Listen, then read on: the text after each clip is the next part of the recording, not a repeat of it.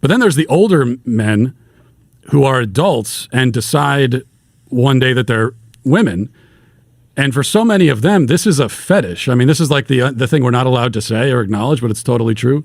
That for most of these older men who decide that I'm a woman, it's a fetish. It's autogynephilia. They're enchanted by the idea of themselves as women. And so now we have to participate in your fetish. Like you get off on the idea of being seen as a woman, and I have to be a participant in that.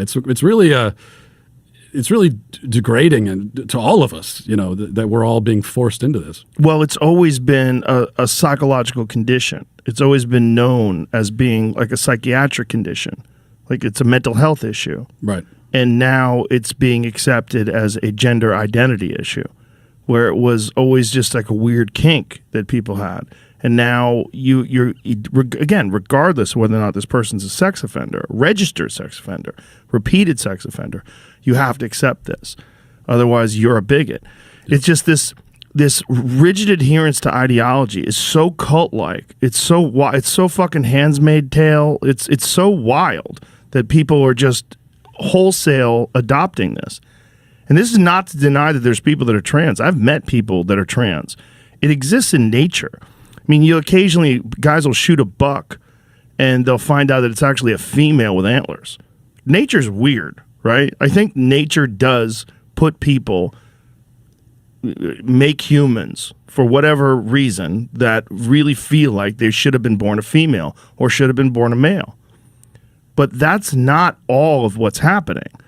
And in our desire to be compassionate and to have care for these people and to love these people and respect these people, we're opening the door to all this chaos.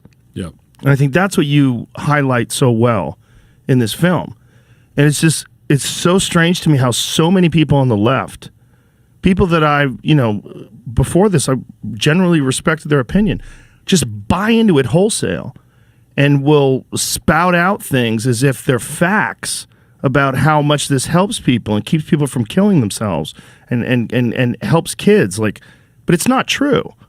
Yeah, it's not true. And the suicide stuff is it's just so sinister because this is the emotional blackmail that they tell parents that your daughter identifies as your son now, and then the classic line is, would you rather have a dead daughter or a living son? Like, you have to affirm this or your daughter's going to kill himself. And so many parents, especially, you go back a couple of years when this conversation wasn't being had at a very visible level, they don't know what to do. They're panicked, and they've just been told by a mental health provider who they trust that if they don't go along with their child's delusion, that their child's going to commit suicide. So I can understand when you're told that you're going to kind of panic, but it's not true.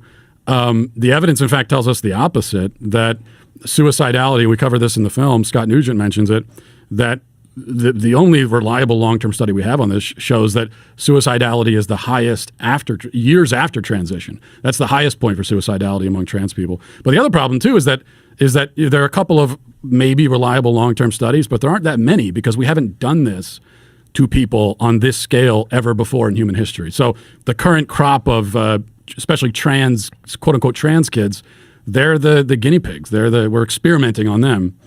And they're making a lot of, the healthcare providers are making a lot of promises about how this is going to turn out when they can't possibly know this because we've never done it before. Well,